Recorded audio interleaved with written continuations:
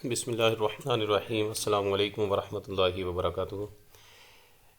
मुअज़्ज़ज़ scholars, मैं हूँ lecturer हाफिज़ औरंगज़ेब और आप देख रहे हैं मेरा यूट्यूब चैनल हाफिज़ औरंगज़ेब ऑफिशियल यूट्यूब चैनल। उम्मीद करता हूँ तमाम अहबाब खैर व आफ़ियत से होंगे।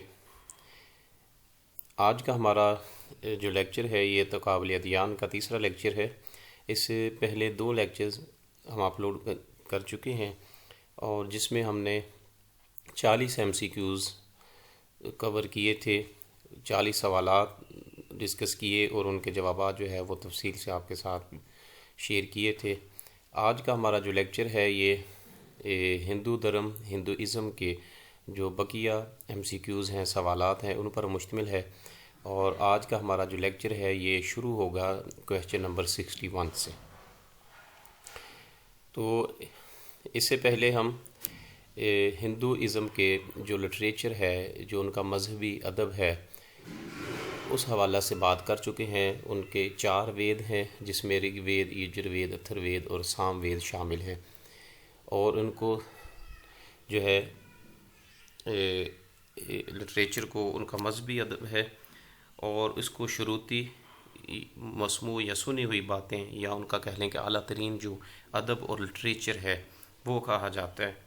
तो उस पर हमने बात की थी।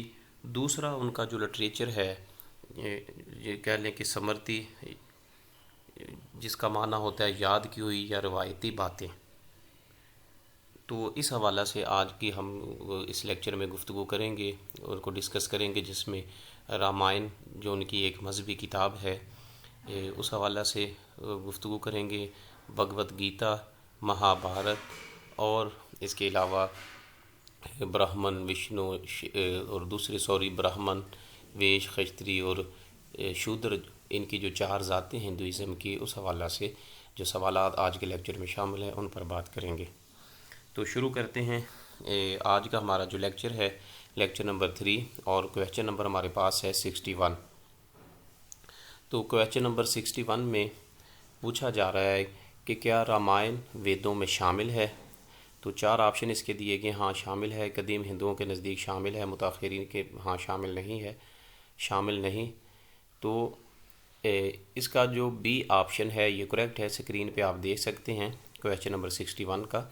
तो इसका बी ऑप्शन सही है कि शामिल नहीं है, कि रामायण जो है ये 4 वेद उनके जो हैं, ऋग्वेद, यजुर्वेद, अथर्ववेद और सामवेद, उसमें ये रामायण इनकी जो एक मजहबी किताब है ये वेदों में शामिल नहीं होती, बल्कि इसको जो है ये समर्ती अदब कहा जाता है।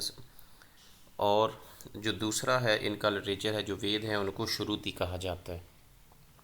तो मुख्तसर ये है कि रामायण उनकी जो मजहबी किताब है ये उनके वेदों में 4 वेद जो हैं हिंदुइज़म के लिटरेचर के, उसमें शामिल नहीं है। तो बी ऑप्शन इसका करेक्ट होगा।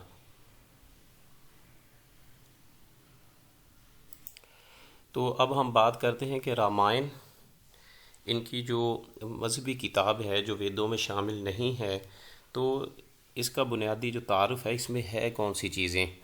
तो इसमें जो है रामायण जो है इसके जो बुनियादी तारुफ हमें मिलता है या लिटरेचर में इस हवाला से जो टॉपिक हमें मिलता है उस हवाला से इसमें ये चीज़ें अहम हैं कि ये अज़ीम महाकाव्य जो है तकरीबन 2500 साल कबल महर्षि वाल्मीकि ने तहरीर किया।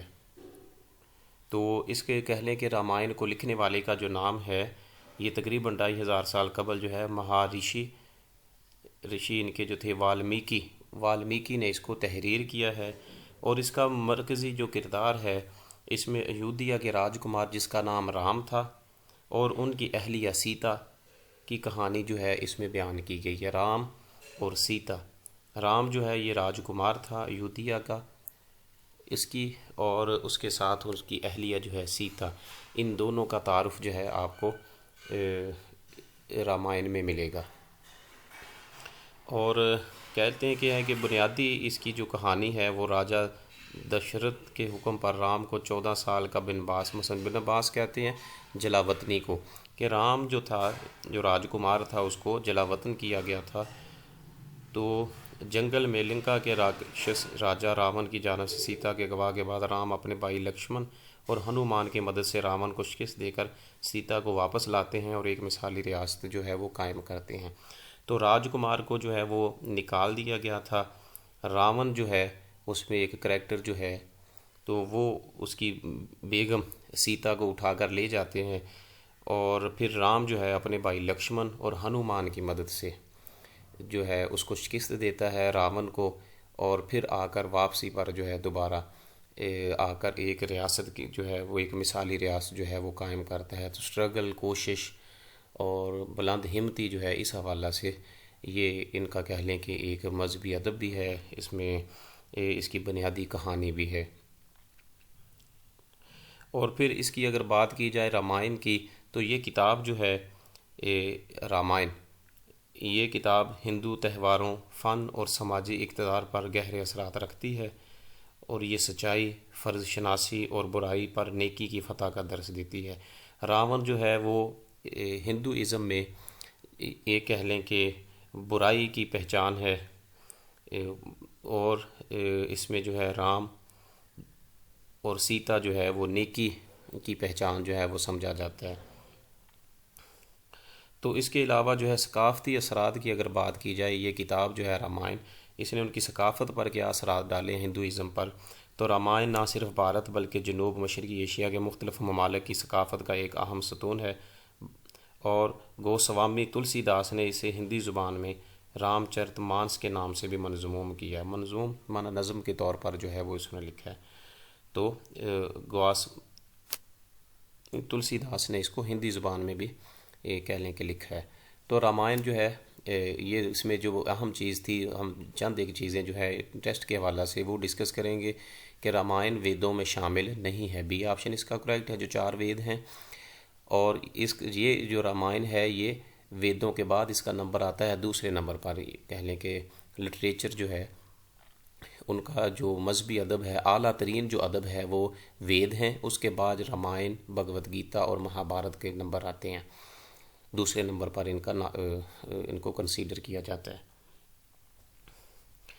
तो इसमें बुनियादी तौर पर रामायण में जो है राम और सीता की कहानी आपको मिलती है।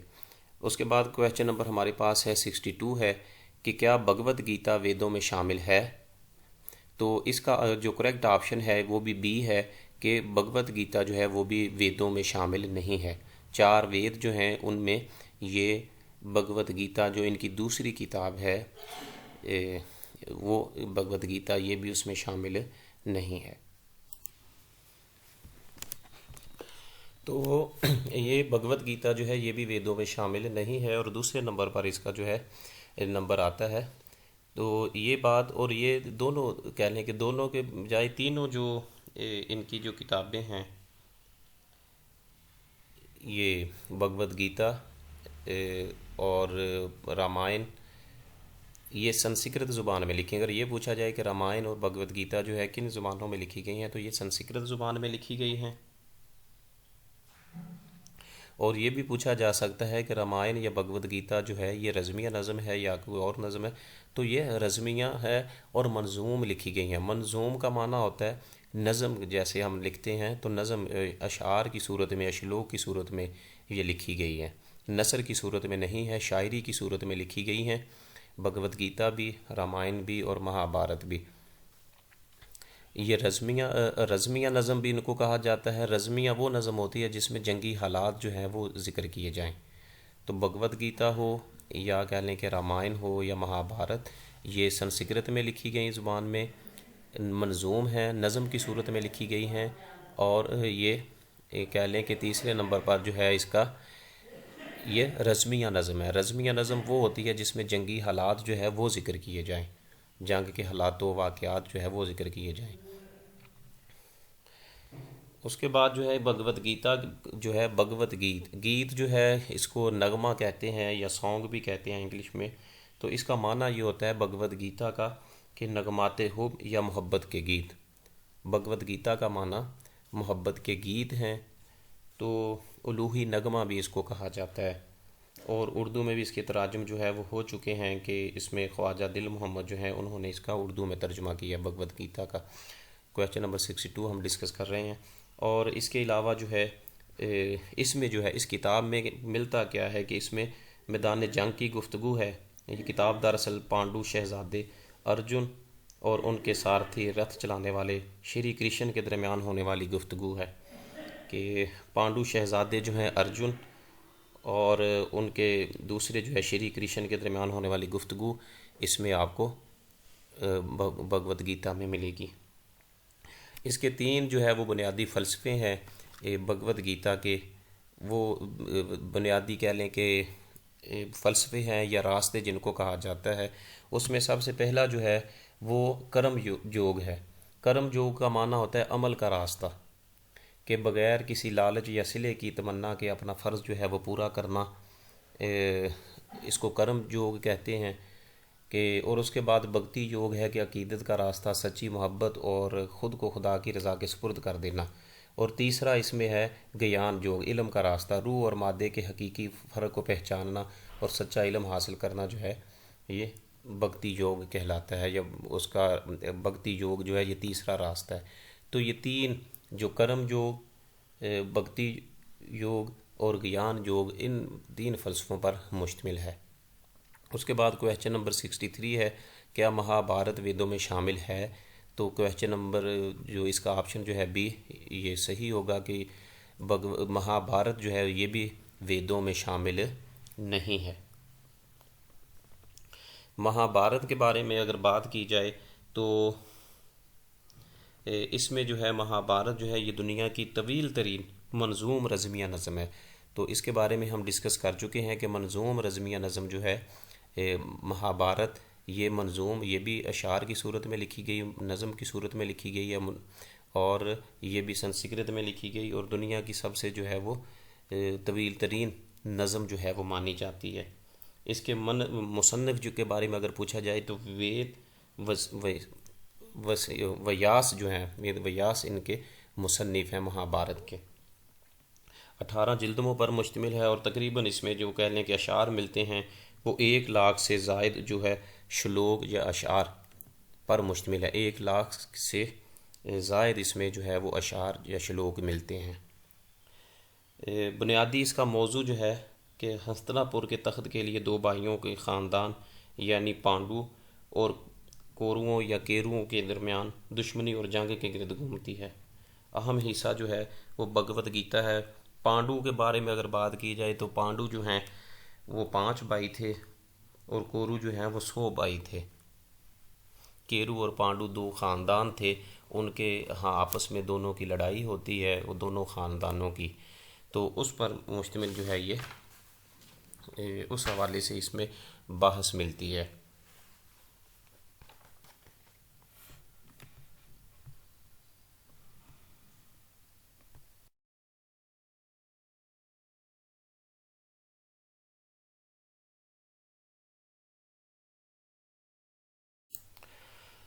क्वेश्चन नंबर हमारे पास 64 है कि हिंदुओं की तसलीस या तरी मूर्ति कितने देवताओं के तसव्वुर पर मुश्तमिल है?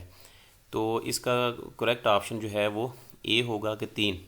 हिंदुओं की तसलीस का माना 3 होता है, और त्रिमूर्ति 3 मूर्तियाँ या 3 भगवान या देवताओं के तसव्वुर पर मुश्तमिल है। इसे जदीद हिंदुइज़म भी कहा जाता है कि जदीद हिंदुइज़म, या कह लें कि उनकी तसलीस या त्रिमूर्ति से क्या मुराद है या कितने देवता उसमें शामिल हैं। तो इसमें 3 देवता शामिल हैं त्रिमूर्ति या तसलीस में। तो 64 नंबर इनका जो क्वेश्चन नंबर है ये सही होगा। वो 3 त्रिमूर्ति या तसलीस जो कितने देवता, तो 3 देवताओं में ब्रह्मा विष्णु और शिव आते हैं। आगे जो है उनका जिक्र आ रहा है, उनको हम डिस्कस करते हैं। क्वेश्चन नंबर 65 में हिंदू किस देवता को खालिक तस्लीम करते हैं?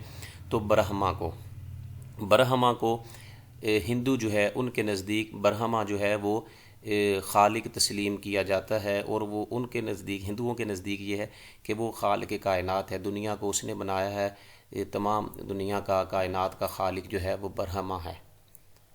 तो ये इसी तरह है कि जैसे कुछ तसव्वुरात में को छोड़कर, जैसे हम खुदाए वाहिद को मुसलमान जो हैं, मुसलमान अल्लाह ताला के बारे में अकीदा रखता है, इसी तरह उनके अकायद जो हैं बरहमा के बारे में चंद एक को छोड़कर। तो बहरहाल 65 में कि हिंदू किस देवता को खालिक तस्लीम करते हैं, तो बरहमा को ए ऑप्शन इसका करेक्ट होगा। उनके नज़दीक, हिंदुओं के नज़दीक, क्वेश्चन नंबर 66 में पूछा जा रहा है 66 में, हिंदुओं के नज़दीक कायनात की बका, खुशहाली और परवरिश की ज़िम्मेदारी किस देवता पर है। यहाँ आकर कह लें कि उनका शिर्क जो है वो शुरू हो जाता है। उसके बाद जो है तो उनके नज़दीक, हिंदुओं के नज़दीक कायनात की बका, खुशहाली और परवरिश की ज़िम्मेदारी जो है वो विष्णु की ज़िम्मेदारी है। तो विष्णु, बी ऑप्शन इसका करेक्ट होगा। और एंड पे जो है 67 में पूछा जा रहा है, हिंदुओं के नज़दीक कहरो जलाल का देवता कौन सा है। तबाही का देवता भी इसे कहा जाता है, तो ये शिव है। तो त्रय मूर्ति में 3 देवता शामिल हैं। एक ब्रह्मा है जो खालिक तस्लीम करते हैं हिंदू, जिनको बका, खुशहाली और परवरिश की ज़िम्मेदारी विष्णु पर है। और 65 में शिव जो है वो कहरो जलाल का और तबाही का देवता है। सी ऑप्शन इसका करेक्ट होगा। उसके बाद क्वेश्चन नंबर 68 में पूछा जा रहा है कि हिंदुओं के नज़दीक मुक्ति या निजात के कितने तरीके हैं। तो हिंदुओं के नज़दीक मुक्ति या निजात के तरीके जो हैं वो 3 हैं कि निजात हासिल कर लेना, कि कह लें कि गमों से छुटकारा हासिल कर लेना, मसाइब से छुटकारा हासिल कर लेना, या निजात हासिल कर लेना दुनिया में रहते हुए नेक आमाल करने से। तो कैसे मुक्ति मिल सकती है या निजात, तो उनके नज़दीक ये, जैसे उनके नज़दीक त्रय मूर्ति का तसव्वुर है तसलीस का, इसी तरह निजात के भी तरीके उनके यहाँ 3 राइज हैं। तो 68 का जो करेक्ट ऑप्शन होगा ये डी होगा कि 3 तरीके हैं। अब उनको जो है फोर्थ जो है वो जिक्र किया जा रहा है। 69 में पूछा जा रहा है कि हिंदुओं के निजात के तरीके, राह अमल के लिए हिंदू कौन सा लफ्ज़ इस्तेमाल करते हैं। तो राह अमल के लिए कि इंसान जो है वो अमल करे, वैसे अकीदा खाली अकीदे से जो है वो बात नहीं बन के उसके लिए अमल भी ज़रूरी है। तो कर्म मार्ग जो है ये अमल के लिए निजात के तरीका जो है 3 तरीके राइज हैं। तो उनके यहाँ नज़दीक जो है एक कर्म मार्ग है, अमल का तरीका, रास्ता या तरीका, उसको कर्म मार्ग कहते हैं कि अमल के ज़रिए जो है वो इंसान जो है वो नेक आमाल के ज़रिए जो है वो निजात हासिल कर सकता है या मुक्ति हासिल कर सकता है।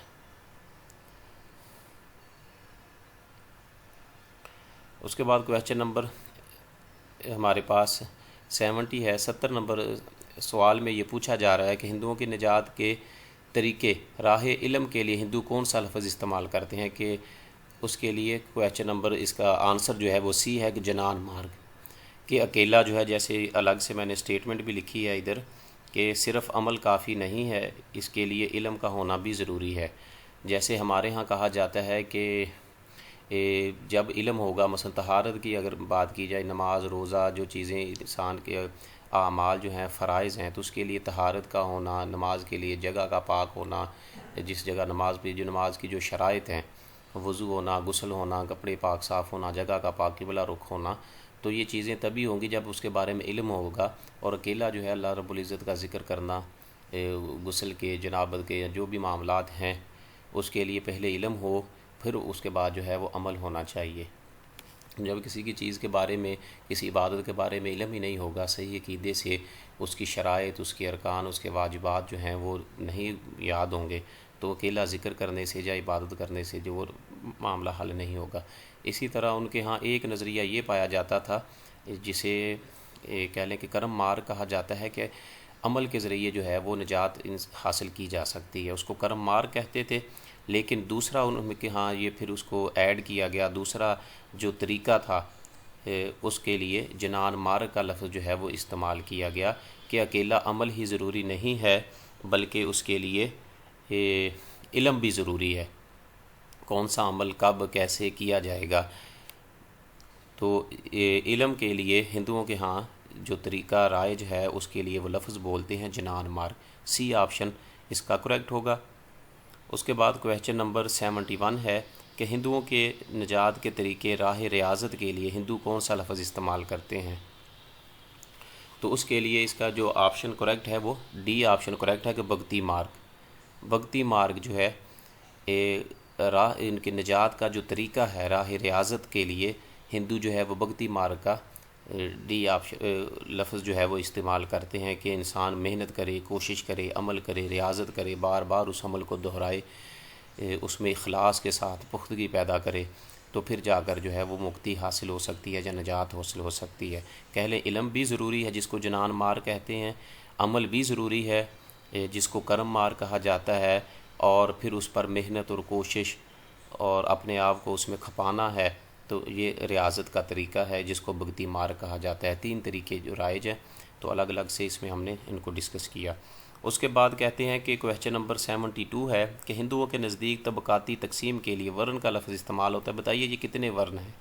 वर्ण जो है ये ज़ात को कहते हैं, ज़ात पात को कहते हैं। तो ज़ात हमारे यहाँ जैसे ज़ात है कोई मसलन मलक है, कोई शेख है, राजपूत है, अराई है, इस तरह की जैसे ज़ातें हमारे यहाँ मसलन मिलती हैं, तो उनके यहाँ जो है वो तबकाती तकसीम के लिए या ज़ात के निज़ाम के लिए 4 जो है वो मशहूर हैं। 4 ज़ातें उनमें मशहूर हैं, उनकी तबकाती तकसीम है। हिंदू उनको अपने आप को 4 लोग तबकात में तकसीम करते हैं, और तबकाती तकसीम के लिए वो जो लफ्ज़ इस्तेमाल करते हैं उसको वर्ण का लफ्ज़ इस्तेमाल करते हैं, ब्रैकेट में लिखा हुआ है। तो वर्ण कितने हैं? 4 हैं। वर्ण से मुराद उनकी ज़ातें हैं। तो 72 नंबर का जो आंसर सही होगा वो ए होगा कि उनके यहाँ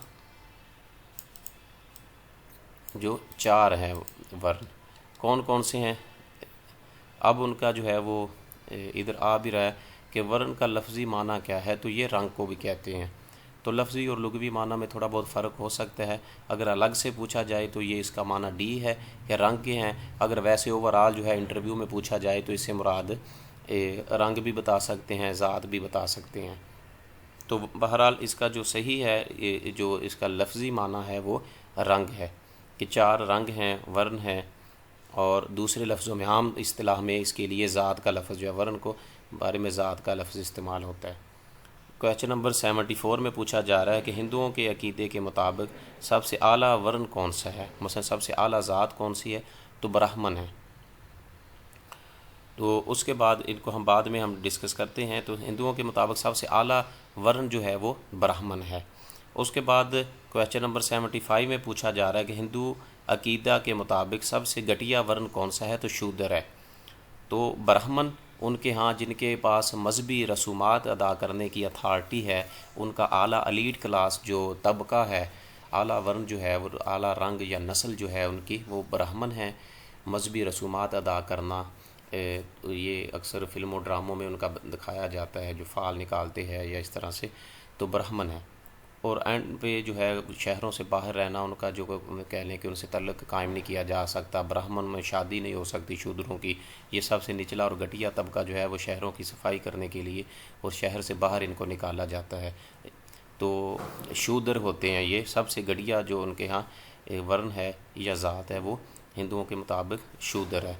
इसका डी ऑप्शन करेक्ट होगा। हिंदुओं अकीदा के मुताबिक देवता के बाजू से किस वर्ण के लोग पैदा हुए, तो हिंदू अकीदा के मुताबिक देवताओं के बाजू से वर्ण के लोग पैदा हुए, तो ये खश्तरी हैं। बी ऑप्शन इसका करेक्ट होगा। हिंदू अकीदा के मुताबिक देवता की टांगों से किस वर्ण के लोग पैदा हुए, तो ये वेश हैं। सी ऑप्शन इसका करेक्ट होगा। और क्वेश्चन नंबर 78 में पूछा जा रहा है हिंदू अकीदे के मुताबिक देवता के मुंह से किस वर्ण के लोग पैदा हुए, तो ब्राह्मण है। तो देवता का कहने के मुंह जो है वो ज़ुबान जो है जब उसमें वो पाकी की और एक अदब की, एक लिटरेचर की आला तरीन उनके जो कह लें कि श्लोक जो हैं, वेद जो हैं वो निकलते हैं, वहाँ से जो पैदा हुए हैं वो ब्राह्मण हैं। उनके बाजू से जो पैदा हुए देवता की टांग मसलन टांग से वो वेश हैं, और उसके बाजुओं से जो पैदा हुए वो खश्तरी हैं। इसी तकसीम को, ये उनकी अपनी बनाई हुई तकसीम है, हालांकि इस्लाम का नज़रिया या अकीदा जो है वो इनसे अलग है।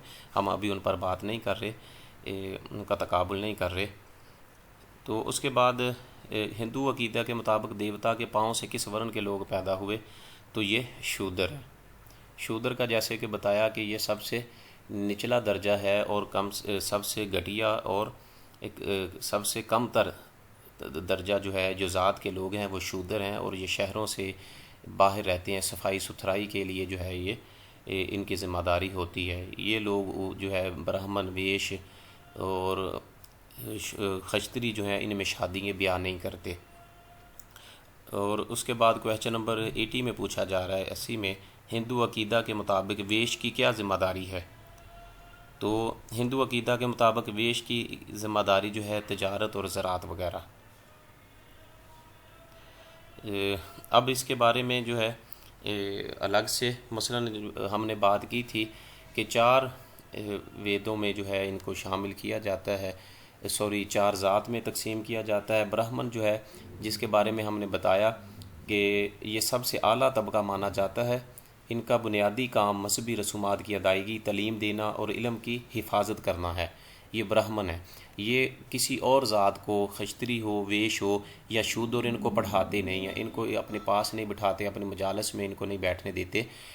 अबू रेहान अल बैरूनी की अगर बात की जाए तो उन्होंने उनके बारे में मिलता है, किताबुल हिंद जिन्होंने लिखी है, कि वो बताते हैं कि ब्राह्मण जो है अपने पास नहीं किसी को बिठाते थे, किसी को इल्म नहीं सिखाते थे, तो अपना रूप बदल कर जो है उनकी मजलिस में बैठते थे और आहिस्ता आहिस्ता फिर उनके उलूम को, संस्कृत को सीखा, उनके उलूम को सीखा, और फिर अरबी भी जानते थे।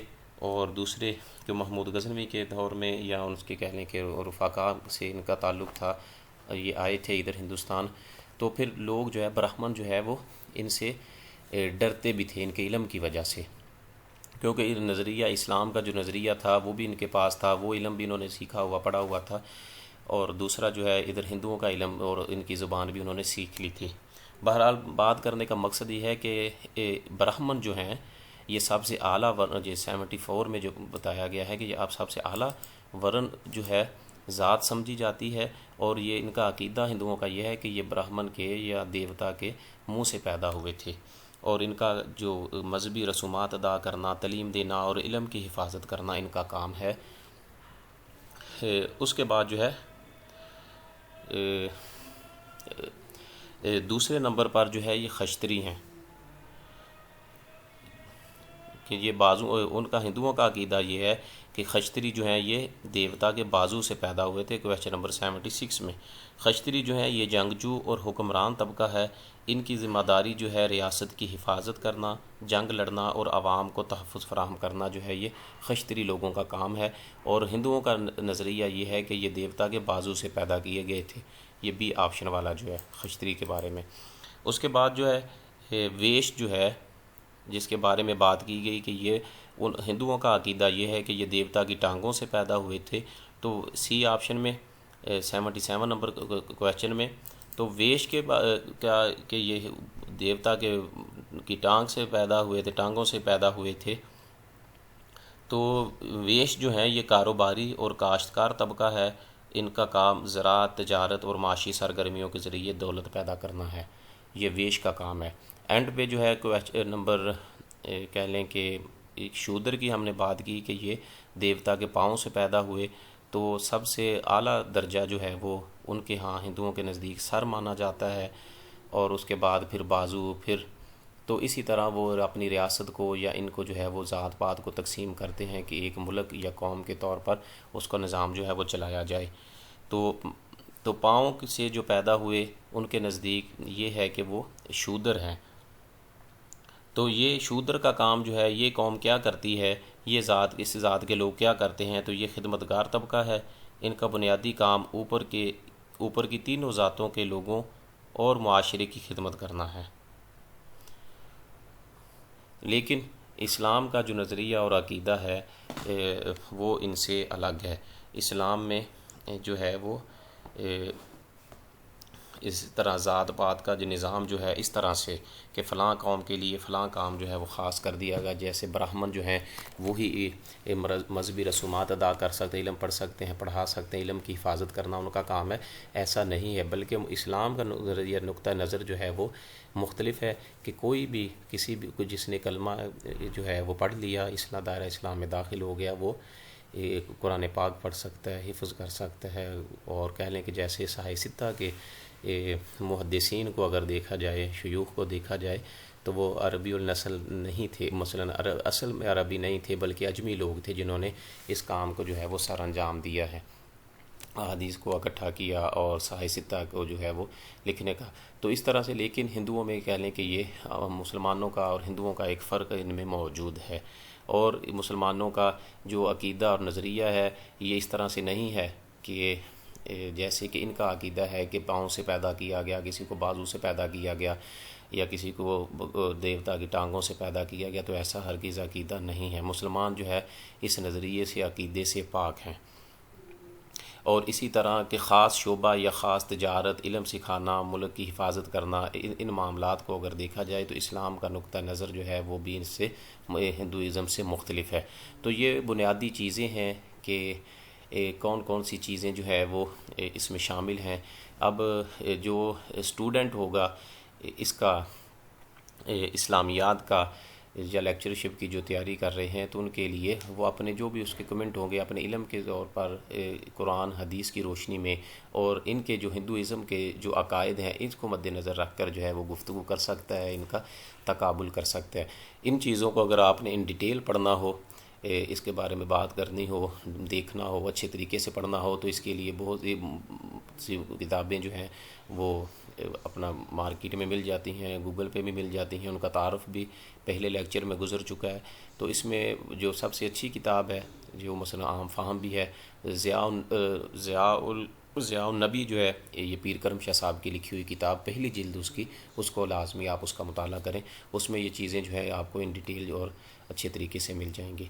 अल्लाह ताला हम सब का हामी नासिर हो। इंशाअल्लाह अगले लेक्चर में, लेक्चर नंबर 4 जो होगा तकाबुल अदयान का, उसमें हम मज़ीद चीज़ें जो है वो डिस्कस करेंगे।